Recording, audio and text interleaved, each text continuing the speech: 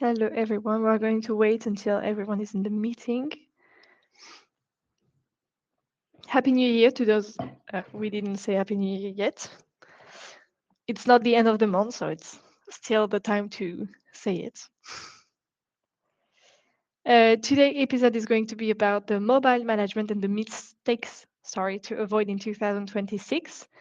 We are going to see 8 type of mistakes to avoid. If you have any question, feel free to ask the question during the presentation. The TinyTalks, for those who never went to one of our sessions, it's a 15 minutes webinar, so it's a short webinar. We don't go into much detail. It's really to explain the mistakes this way. So if you have any question, feel free to ask in the chat or ask us later, and we will come back to you.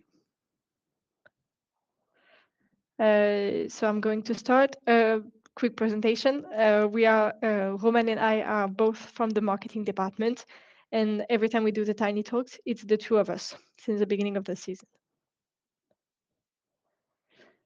So to start, as I told you, we are going to see 8 mistakes. I'm going to show you 4 types of mistakes, and Roman is going to do 4 other types of mistakes. The first mistake to avoid is to think that it only happens to others. That's a classic one. It's regarding the mobile security. So people that think the mobile devices are less critical than PC, than computer, so they do not manage them because they think there is no interest to manage those devices because there is no professional info on it, which is wrong. Another observation that we see is few or no incident reported. So people think that because there is no incident reported, there is no need to secure the devices, which is wrong, because it's just that people don't declare this incident because it's on personal devices, but the company don't know that professional information are visible on it. So why is it a problem? Because mobile devices have access to emails, to files, to business application. So professional information are visible on devices, but just not declared. So that's why it's a problem to think that it happens to other security issues. Mobile attacks are on the rise. That's really important to notice this part. It's a Kaspersky study that say that for the first quarter of 2025, there were nearly 23 million attacks targeting mobile users in the world in just the first 6 months of 2025. So the best practices regarding it is to consider mobile devices the same as you consider computers, PCs. It's really important to consider laptops and computers the same as you consider mobile devices. Also, it's important to have a strong mobile devices security policy to understand how to secure them and to raise awareness among your team about the mobile risks, because there is a lot of mobile risks if you don't secure them at all. The second one is BYOD without separation of users. Sorry, that's an important one as well. BYOD, for those who don't know what it is, it's bring your own device. So it's the fact to have a personal device and professional information on personal devices. So if you don't manage those type of devices, personal and professional apps are mixed together. So personal and professional information are mixed together. Professional file can be stored on devices. You don't have a clear separation on regarding personal and professional information. And employee don't trust most of employees don't have the right vision on the control of those devices. They think it's something that will be intrusive. Why is it a problem not to manage the BYOD devices? It's because you can lose professional data. Imagine the device is lost, the device is stolen, then you can't do anything regarding the professional information because the device is stolen, but you don't have any way to manage them. So there is no security at all. Potential invasion of privacy for the end user, because he has its professional and its personal access on the same phone, so you don't have time to quit to quit work and to just think about its personal life. And difficulty in deleting only professional data. That's if you don't have a way to secure professional part, you can't delete it, so you can't secure your professional information. So the best practices, is to strictly separate your professional and your personal use by having a strong BYOD policy. So via an MDM solution, like TinyMDM, of course, you can create a professional part on the device secured by the company, where the company can manage what's happening on it, so apps, files, contacts, and that the professional part can be deleted remotely in case of of device stolen or whatever. And the personal part is still here and is under the control of the end user. The third one is the lack of control over application. Observation, what's happening. People can download a free app that are unofficial on the Play Store, and they can also install apps that are unsecured, that contain malware. Why is it a problem? On many apps that are on the Play Store, under the Play Store, you can have malicious app or spyware app, but you don't know it until you find out that you have an issue on your security system.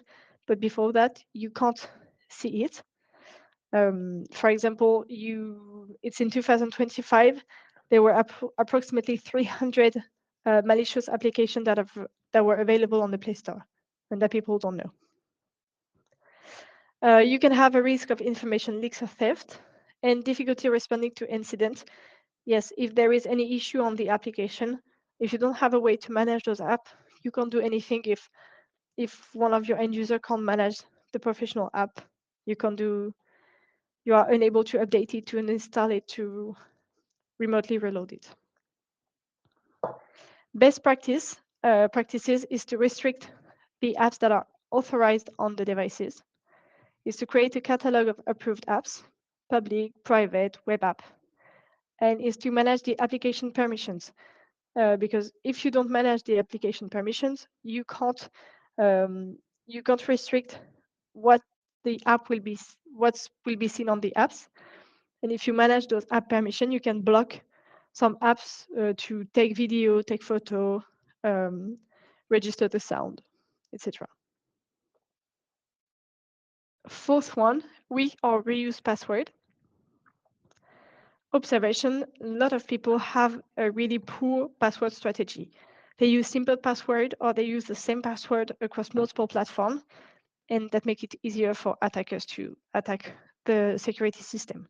Because if you use your own password for your own device and for your computer and for your Google account, if someone can enter one of these, they can enter on all the platform. So yeah, I say why it's a problem because it's an easy access. Domino effect, if one account is compromised and you use the same password, then you can access all the account, and data are quickly exposed. So professional and personal data.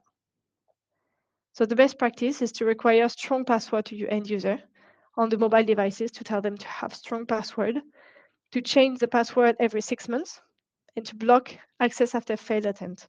All of this can be done via a password policy restriction that you can push with an MDM solution. And I'll let Roman continue. Yes, thank you, Lorraine. So let's continue with the fifth point, not preparing for loss or theft. For the observation, when a professional mobile device is lost or stolen and the user reports it, it often leads to panic. People wonder what to do, and by the time they find a solution, it's already too late. Access to emails, the CRM, etc., is still active, and sensitive data on the device can fall into the wrong hands. Why is this a problem?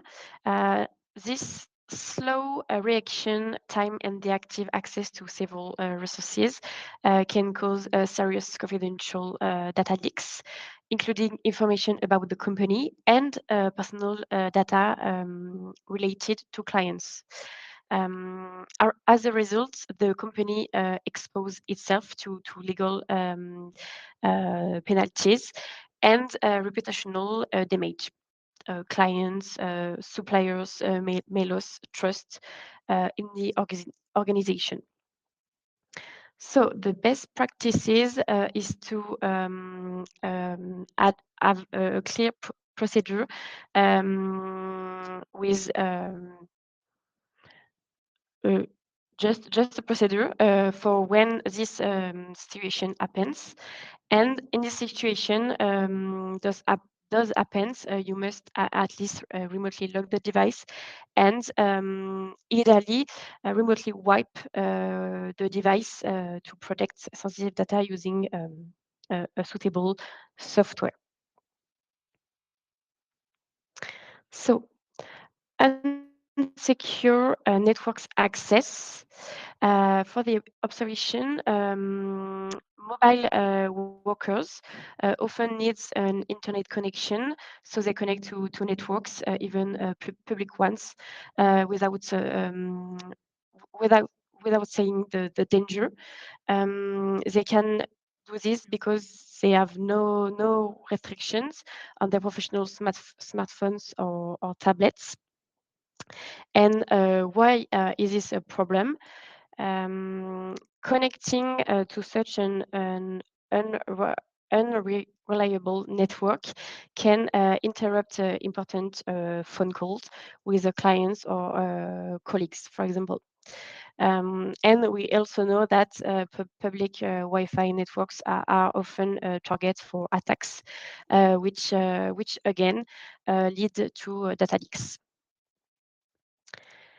The best practices, first of all, you can implement internet filtering because if an employee use an unsecure network by mistake, dangerous sites will be blocked by the filtering.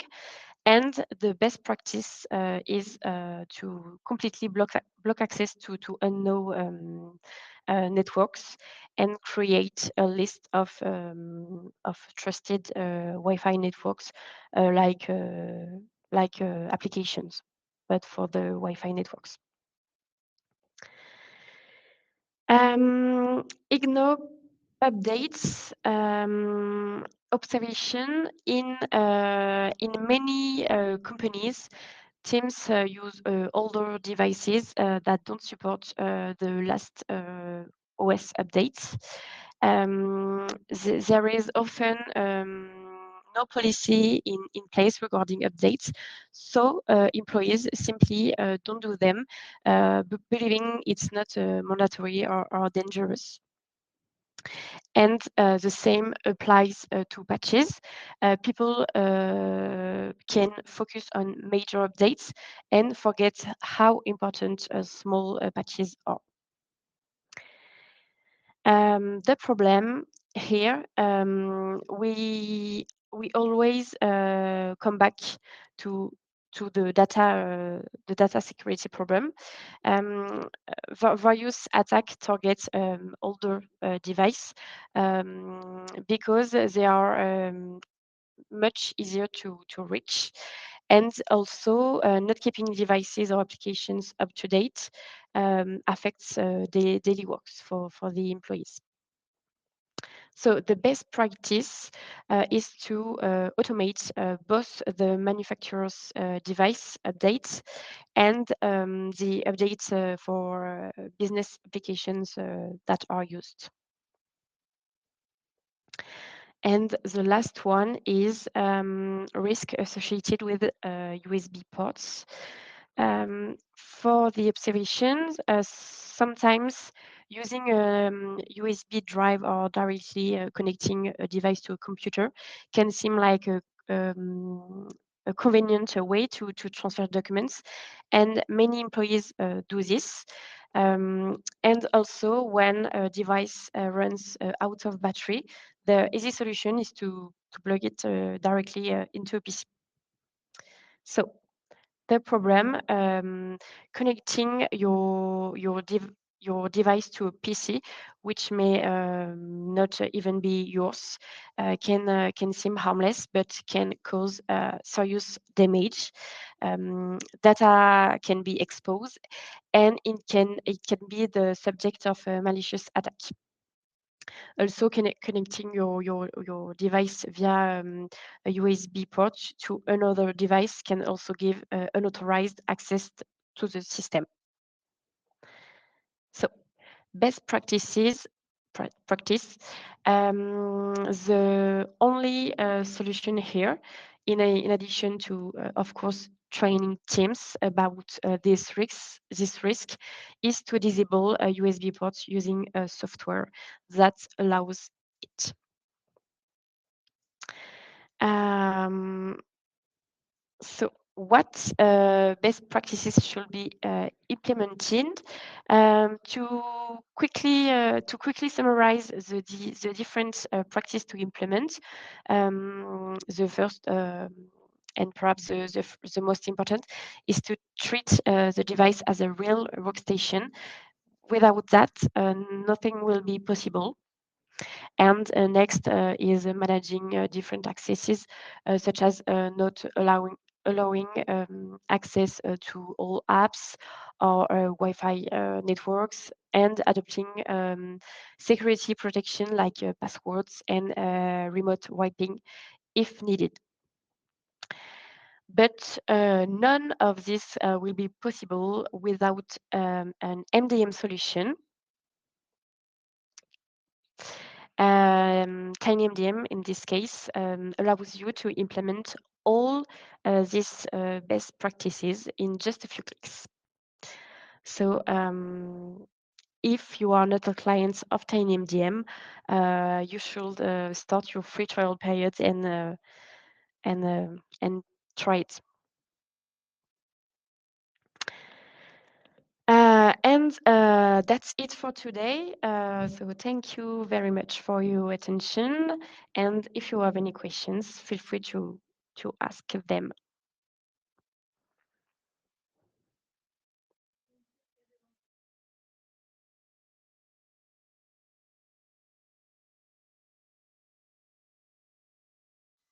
My microphone was off. So yeah, thank you everyone for your participation. Feel free to ask your question now or via email or via our website. And if you don't have any questions, that it was clear for you, that you find it easy to understand. Either you already do that, already do our best practices. However, you didn't know there was those type of errors. And if you want to try TinyMDM, I just sent you the link on the chat, so you can use it.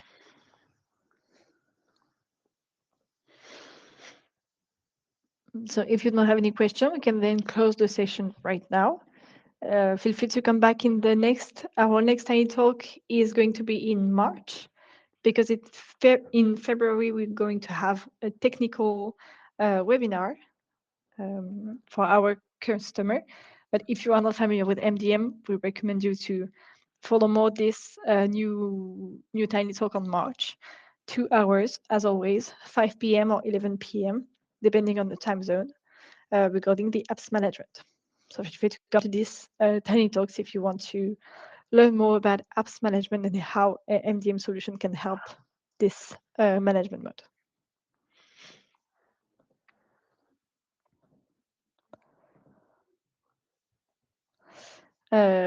So thank you, everyone.